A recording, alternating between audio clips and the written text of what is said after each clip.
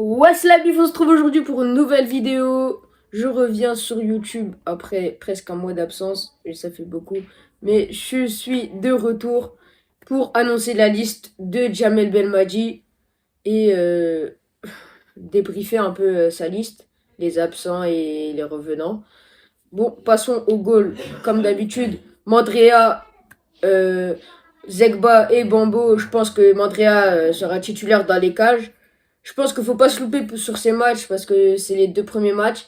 Et c'est en général, c'est les matchs les plus importants. Et après, les défenseurs.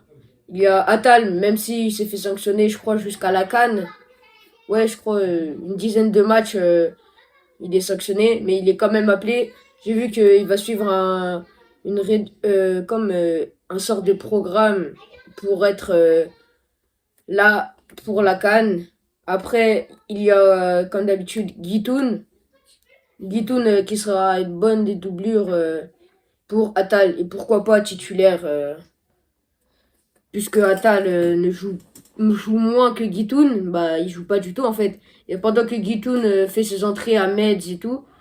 Et ensuite, Aït Nouri qui revient parce qu'il n'était pas dans la dernière liste. Il était absent je crois il était blessé. C'était ça. À cause d'une surcharge. Il a loupé un match très important qui était l'Égypte. Même si on a réussi à me faire match nul, mais c'était un match très important.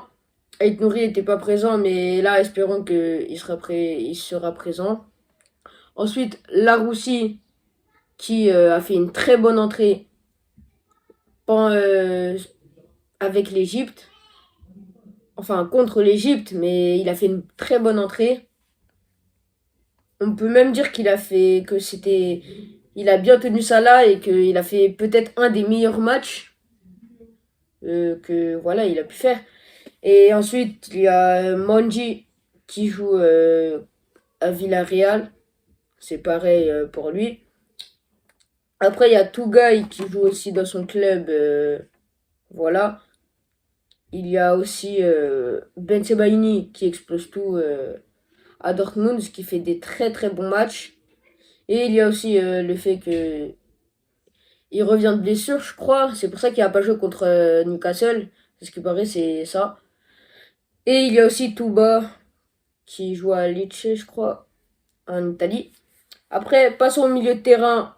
Nabil Bentaleb qui revient en force après une très très longue blessure. Il revient du côté de Lille. À Lille, ouais, il fait des très très bons matchs et il joue presque titulaire. Il est presque un titulaire indiscutable du côté du LOSC. Il joue aussi les matchs très importants comme la Ligue Europa, je crois, la Ligue Europa Conférence et tout. Ces matchs-là, il les joue. Après, Fegouli qui revient en force avec on, on dirait le patron qui est là en Turquie, comme d'habitude. Ensuite, Awar qui devient de plus en plus chouchou de Mourinho, on peut dire ça. Il est aussi très important du côté de la Roma, puisque ouais. Et aussi le dernier rassemblement, il a fait de très très bons matchs. Il a mis, je crois, doublé contre le Cap-Vert, voilà. Et après, il y a Shaibi qui a marqué hier un but incroyable en Ligue Europa Conférence, pareil. Il a mis le seul but du match, mais il a mis un but incroyable, pied droit. C'était incroyable. Ensuite, il y a Zerouki qui a mis son premier but en Ligue des Champions, il y a pas longtemps avec Feyenoord. Lui aussi il s'impose de plus en plus titulaire. Et il y a pour finir Boudaoui qui est un titulaire indiscutable du côté de Nice. Ensuite, passons aux attaquants. Il y a Marez qui revient en force là avec El Ali. Oui, il fait un très très bon début de saison, on peut dire ça. Après, il y a Adamounas qui revient dans la liste. Franchement, je trouve ça incroyable qu'il revienne après autant d'absence. Belmadi a pensé à le mettre. Après, je pense que c'est plus pour combler le vide qu'il y avait. Parce que oui, il y a deux absents très importants. Et je vous dirai c'est lesquels après. Il y a aussi Amoura. Bah, je crois que c'est le meilleur Algérien qui fait le meilleur début de saison avec l'USG. Que ce soit en Ligue européenne ou dans le championnat belge, il fait des matchs incroyables. Il fait un très bon début de saison. Je crois que c'est 10 buts en 10 matchs. En 15 matchs ou un bail comme ça. Mais oui, je pense qu'il fait un très très bon début de saison. Il fait un début de saison incroyable, je pense. Et voilà, tout le monde le sait, c'est presque un Algérien, comment dire, le meilleur Algérien depuis le début de la saison. Après, il y a aussi Gouiri qui arrive à s'imposer avec le Rennes.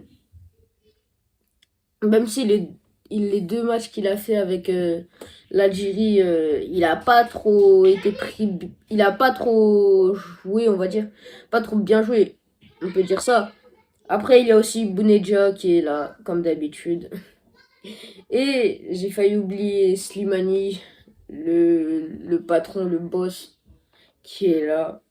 Et passons aux absents qui sont Benrama. On sait tous ce qu'il y a eu entre Benrama et Belmadi, l'altercation. C'était très très chaud entre les deux. C'était vraiment quelque chose. Voilà. Il n'a pas voulu lui serrer la main, je crois, à la fin du match. Et du coup, voilà, c'est tout. Hein. Je trouve juste ça. Et il y a aussi Buonani qui a fait, comment dire, Buonani qui joue pas du tout avec, qui joue de moins en moins avec Nice. Il joue vraiment, il est vraiment, il joue pas, il joue pas, il joue pas. Il n'y a pas d'autre mot. Il s'impose pas, il joue pas. Même s'il fait des bonnes entrées, mais il sert à rien, il joue pas. Il fait une entrée sur 10. Voilà. Du coup, c'est pas assez. C'est pour ça, pour moi, Belmadi a fait le bon choix. N'oublions pas que la CAN approche petit à petit là. Après, peut-être que certains vont revenir en force. Moi, je voyais bien Brahimi dans la liste. Yacine Brahimi. Mais parce que lui, il fait une très bonne saison avec championnat, je crois, Qatari. Ouais, il fait une très très bonne saison. Je le voyais bien dans la liste, mais bon, c'est les choix de Belmadi. Et voilà, c'était Hamza DZ. N'oubliez pas de liker, commenter, partager et surtout vous abonner. Ciao!